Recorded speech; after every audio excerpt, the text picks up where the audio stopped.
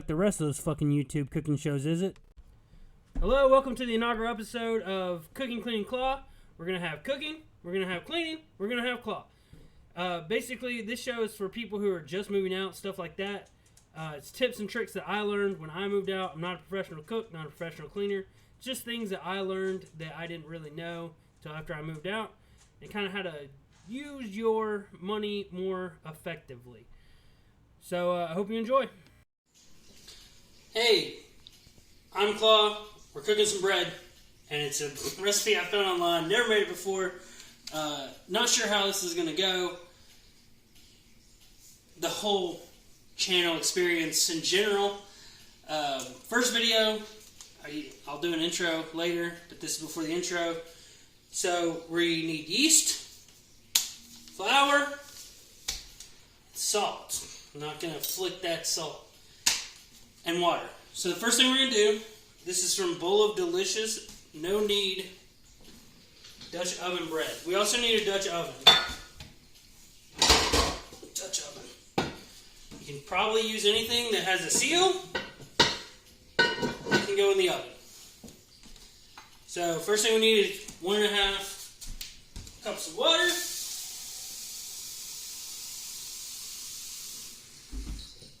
We're going to microwave that for 40 seconds.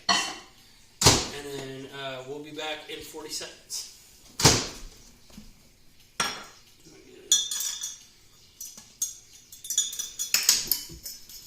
So, look at this. It's too hot. We only did it for 30 seconds, and it's too hot. It needs to be 100 degrees or less. It's 110, so we're going to let that cool down. We're going to let that cool down. We're going to add our yeast. Yes, we're going to add our yeast. Recipes are important. Yeast, almost all recipes I've ever seen that involve yeast, do it for one packet. So, yeast is cheap, flour is cheap, water is cheap, and salt is cheap. So this is a pretty cheap recipe. I went with the Fisherman's Rapid Rise Instant Yeast, fast acting. I don't have table salt, I have fancy grinder salt. I managed to get 3/4 of a tablespoon. We need 1.5 tablespoons. So grind. It's all about that grind, really. You know, you just gotta get on that grind. Get on there and make it work for you and other things. And just like an old skateboarder and Tony Hawk, you just gotta grind and grind and grind and grind and grind and grind. And there we go. There's our other half. Still got some salt left. That's good. Toss that in the sink. Missed the sink. Alright, this is now still too hot. What we're going to do, we're going to dump it out and try again. It's a microwave. We can do that. Alright, so the water was hot enough coming out of the faucet.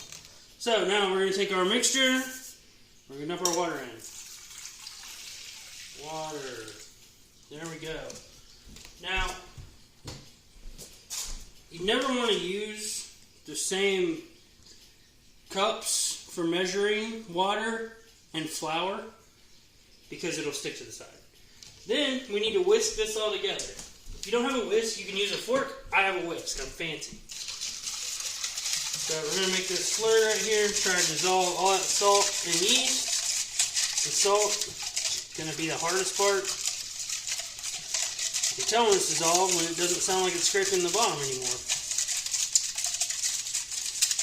And this is going to smell like bread. It's basically what makes bread not fried chicken cooking, is the yeast. This technique right here is what my dad used to do. I don't think it does anything, but it does look cool. It's like when the bartender does a long pour. Doesn't really do anything, but it fucking looks cool. And that's what cooking's all about, is looking cool. Alright, I think that's swirled. Second attempt into the sink that time. Alright, now we're going to measure out our flour. We need 3.5 cups. 4-cup pyrite. This is the least part I hate about measuring stuff is the dry ingredients. Get that bad boy open, and then I like to shuffle it in. Kind of like when your toothpaste is out and you just go from the bottom up. Shake that back down.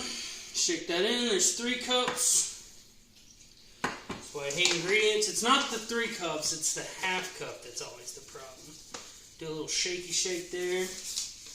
And a shaky shake here. Wasn't enough. Shaky shake there. It's like a disco, you know, where people are just shaking and fucking and grinding. I don't think it's like a disco at all. I take that back. Now we're 3.5. So we're going to dump that in. There we go, one thing. I'm not going to throw the Pyrex balls behind the back. I could though. I could make it. And we're just going to stir it with a spoon until it's all mixed. So it's going to be sticky. So the recipe says use a silicone spoon, which I'm doing. The other thing you can do, it's an old pizza maker trick. Take a little flour, do it like a gymnast. Get it all over your fucking hands. And you can really work it in there. This is a no-touch flour recipe, but bread recipe. But I'm absolutely terrible at baking. And so basically what you want to do is you want to mix it until it's one dough. So it's not one dough, it's all flabby. So you want to basically just work it, and the reason that is that there's moisture still inside and the flour will cling to the moisture, and then that'll eventually make it one dough. Supposedly. That's what I've heard. That's the rumor on the internet. Speaking of rumors on the internet, did you hear about Caitlyn Jenner? I don't really think about Caitlyn Jenner. I was trying to be topical. So we're just going to mush that down, and you know, it's okay if it's ugly. Everybody knows. It's the ugly duckling that grows up to be the king. Or whatever. I don't finish books, so I don't know how that story ends. I assume loneliness. Because no one likes an ugly duck. Okay, you're not supposed to use your hands. I'm going to use my hands. I think it's easier to mix. So we're just going to kind of work it. It'll stick to your hands, but just going to kind of work it into a ball, really. Work it into a ball. I know there's probably people who can actually bake who are watching this. Actually, I doubt there's anybody who can really bake who's watching amateur bake bread. But that's what I'm doing. So it is sticky. It is kind of forming into a ball. Probably should put more flour. So a lot of bread recipes will have you dump it out and put it onto a floured workspace to do this exact same thing. But look, we're showing them wrong. Air, the best flour. Alright, yep, we're going to leave it there. I think it's good enough. You want to show them. And then we're just going to leave it there. We're going to throw a towel on top and my hands don't look like this. And let it sit for 2 hours. Hello. So we've let our dough poof. We've waited 3 hours. We put our cast iron Dutch oven in the regular oven. You're supposed to use parchment paper for this. So next up, you're supposed to put parchment paper down, put a whole bunch of flour, get the dough all out of there, and then transfer the parchment paper into here. We don't have any parchment paper. Oversight. So what we're going to use is fat. So fat, I think the parchment paper is really just to keep it from sticking. This right here, it's going to keep it from sticking, but it's also going to fry the bread. But that's what happens when you don't have your shit. When you don't have your shit together. So I'm just coating this using a wooden spoon. You wouldn't want to use a plastic spoon because this thing's 450 degrees. That's how hot the oven was. This was in the oven. 450 degrees. So, now we got that all greased up. We're going to go back to our spatula. We're going to skip the step. We're going to wipe this off. We're going to skip the step of the flour because I don't really see a point to it if we don't have the parchment paper. And we're just going to kind of dig it off the sides there. Looks like a fucking alien. Dig it off the sides. And then roll it straight into there. Look at there. Then we're going to try to... Watch. No, I'm not going to... Alright, so then you can already hear the bread frying. We're just going to kind of form it into what the recipe calls form it into a loaf instead of a mob. But you can already see it's frying. That's gonna be a donut. Alright. Then what we're going to do, just because it's cool, we're going to slice it. Now what I originally saw this recipe on America's Test Kitchen. And they did this. The recipe I'm using, I don't think says to. They did this, so I'm doing this. Apparently this lets the air out so that you can not explode your bread. Then we are going to cook it. Let me pause it for a second. Alright, so we got our loaf in there. Put the lid on. These are very hot. It's an oven. There's a carrot stuck to this. There's something stuck to this. Something orange. Was there an orange thing in there? It's fine. Wasn't there in the first place. So then, just going to put the lid back on. We're going to bake it for 35 minutes. With the lid on. Big thing. Always put hot pans on something that doesn't conduct heat. Like this whale, or this square, or this rectangle.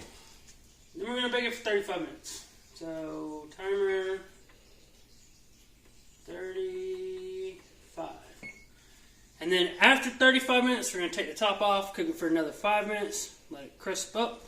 It is going to be crispy. I can guarantee you that. Crisco. Because it's crispy. But, we'll see you in about 40 minutes. Alright, so we baked for our 40 minutes, 35 with the lid on, 5 with it off. We got whale, we got square, ready to pull it out of the oven. It's hot.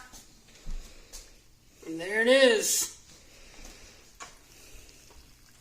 Fresh baked bread. And then what we're going to do is we're going to pull it out of here. We're going to put it on something else to let it cool. Because again, 450 degrees. Don't put it on the counter.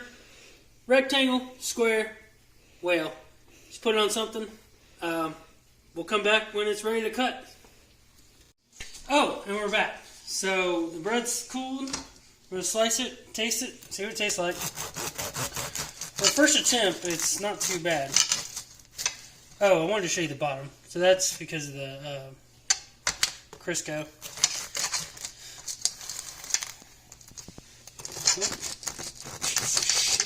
It's so soft. Look at that. It's spongy. It's not fluffy. It's very dense. Butter. Butter. Another tip. Use a spoon for butter instead of a knife because you can scoop it, slide it, scrape it. Slide it back in. Someone else can deal with that breadcrumbs.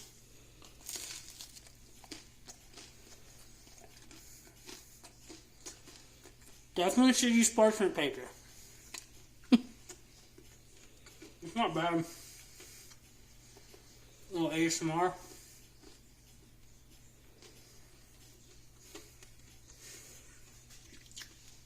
It tastes like a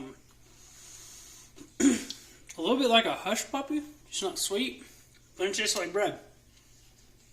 This would be great for dips, which is what we're going to make it for. And also like a biscuit. So we're going to do this instead of biscuits for Thanksgiving. So this was our test. We're going to get parchment paper.